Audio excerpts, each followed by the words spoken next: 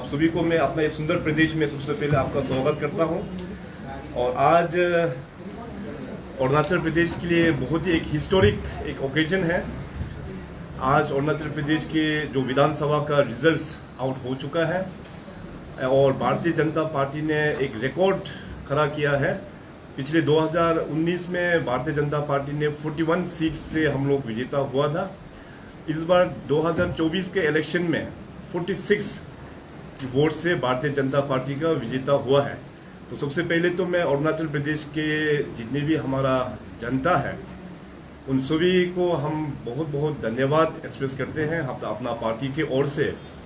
और साथ साथ में अपने यशस्वी प्रधानमंत्री श्री नरेंद्र मोदी जी और अपना भारतीय जनता पार्टी के राष्ट्रीय अध्यक्ष श्री JP नड्डा जी को भी मैं धन्यवाद प्रकट करता हूं।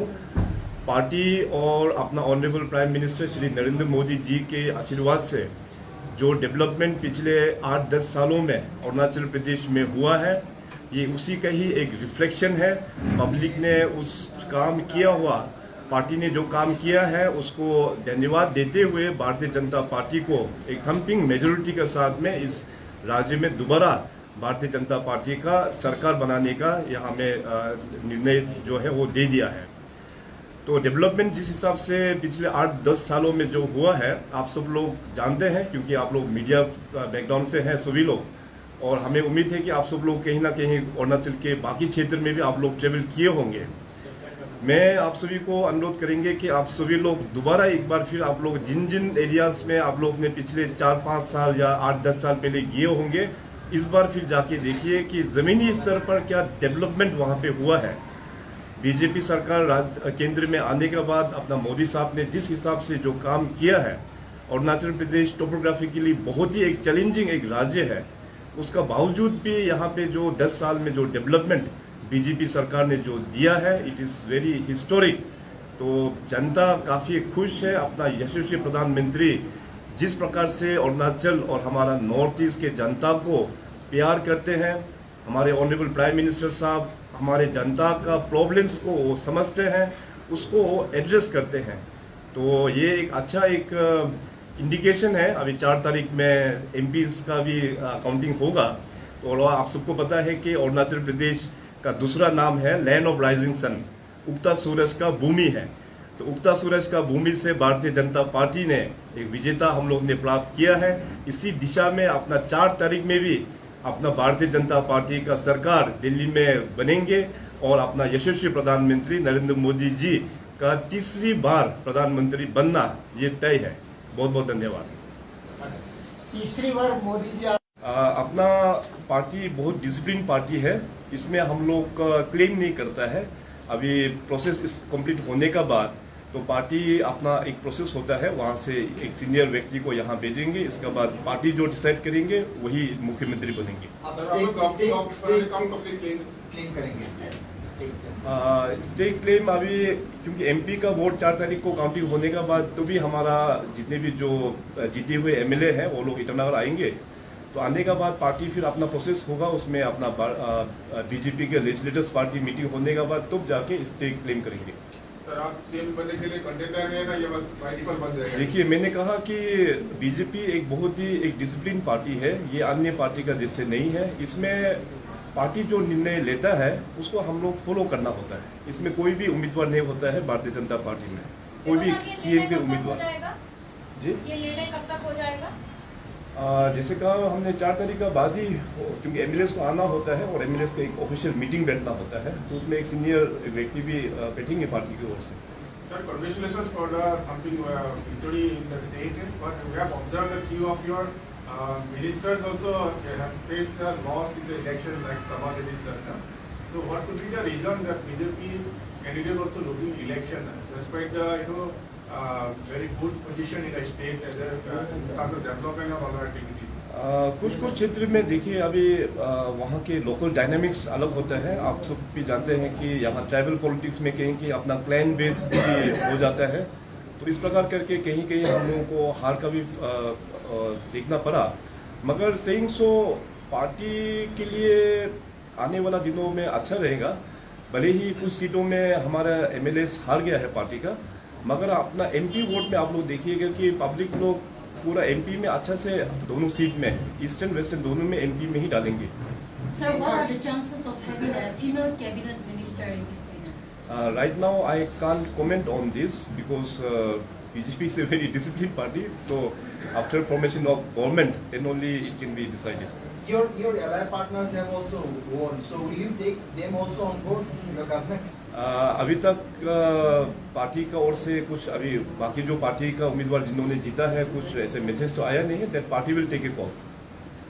सर इनिशियली कैंपेन के समय में आप लोग ने कहा है कि जो अलाइन जो पार्टीज है जैसे कि नॉन बीजेपी पार्टी को जितना फंड्स मिलेंगे जो पार्टी के थ्रू से मिलने वाला तो वो नहीं मिल पाएंगे बोले। तो व्हाट अबाउट अभी जो कैंपेन कुछ other party non BJP candidates भी जीते हैं तो what do you have to say on that? नहीं, जहाँ जहाँ ज़रूर पार्टी का टिकट को जीत हासिल तो नहीं हुआ मगर डेवलपमेंट के दृष्टि से देखिए भारतीय जनता पार्टी जिसे मैंने कहा कि 2019 में भी 41 सीट से जीता, यानी कि 19 सीट में 2019 में हार गया।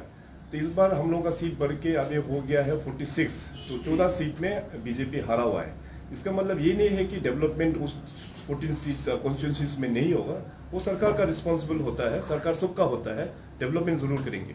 Sir, what about your views about Congress party? You have restricted Congress party for 1 seat here this time. ये देखिए अभी जिस प्रकार से अरुणाचल प्रदेश और नॉर्थ ईस्ट में इसमें मैं हल्का सा पीछे कुछ मैं लेके जाना चाहूँगा कि नॉर्थ ईस्ट और अरुणाचल में लंबा समय तक कांग्रेस ने रूल किया है। तो इसमें देखिए कि नॉर्थ ईस्ट और अरुणाचल को एक करप्ट सिस्टम एक यूनिट बना के रखा उन्होंने, दिल्ली में जो बैठने वाला कांग्रेस के लीडर्स। उस वक्त में यहाँ नॉर्थ ईस्ट में काम करवाना हो तो पैसा वहाँ दिए बिना यहाँ काम होता नहीं था। बीजेपी आने के बाद अभी हमारा अरुणाचल प्रदेश में आज जो वोटिंग का काउंट का जो रिजल्ट आया है उसको देखिए और बाकी नॉर्थ ईस्ट का राज्य में भी देखिए, बीजेपी का प्रति काफ़ी लाइकिंग है क्योंकि BJP is a party with a difference. So इस प्रकार से जो डेवलपमेंट को देखते हुए तो पूरा बीजेपी का साथ दे रहा है। और कांग्रेस का तो देखिए अभी पूरा जड़ से उखड़ दिया है। यहाँ पे केवल आउट ऑफ 60 कॉन्स्टिट्यूंसी केवल एक में ही उन लोगों ने जीत दर्ज कर पाया है। इससे साफ इंडिकेशन है कि there is no place for Congress in Arunachal Pradesh. CM साहब इस बार उम्मीद कर सकते हैं कि एक महिला मंत्री आपके कैबिनेट में आएगी? इसमें मैंने कहा कि फिलहाल क्योंकि अभी हम लोग का नया गवर्नमेंट फॉर्मेशन में टाइम लगेगा तो इसका निर्णय बाद में पार्टी जो निर्णय लेगा उसका हिसाब से हम लोग करेंगे। पार्लियामेंट्री इलेक्शंस में 46 अभी जैसे 2-4 तारीख को इसकी काउंटिंग होगी तो उसमें क्या उम्मीद है कि दोनों सीटों में अरुणाचल प्रदेश में लोकसभा में बीजेपी? ईस्टर्न अरुणाचल और वेस्टर्न अरुणाचल में देखिए दोनों हमारा जो उम्मीदवार है श्री किरण जी यहाँ वेस्टर्न से और तपेरी गाँव जी ईस्टर्न से, दोनों अच्छा मार्जिन से जितना तय है ये बीजेपी दोनों सीट बीजेपी में ही जाएंगे। खांडू साहब जब कैंपिंग शुरू हुआ था तो बीजेपी एक टारगेट लेके चल रहा था जैसे दिल्ली वाला करता 400 पार, ऐसा करके अरुणाचल में 50 पार करके एक नारा लेके चल रहा था। तो कहाँ चुक हो गया सर? लोकल डायनामिक इशू था या पार्टी का जो कैंपेन जो कमी रह गया कहीं पर? देखिए हम लोग चाहे लाइफ में कुछ भी कार्य करते हैं तो अपना एक टारगेट हम लोग सेट करते हैं, तो ज़रूरी नहीं है कि टारगेट को हम लोग 100% अचीवमेंट लाइफ में तो होता नहीं है। तो जो भी हो एक प्रोफेशनलिज्म में एक प्रोफेशन में पार्टी का भी अपना एक लक्ष्य होता है ताकि अपना कार्यकर्ता उस हिसाब से काम करे। तो 50 का लक्ष्य हम लोग ने रख के तो हम लोग ने काम किया और बहुत क्लोज हम लोग पहुंच पाया है, 46 तक तो हम लोग आ गया है।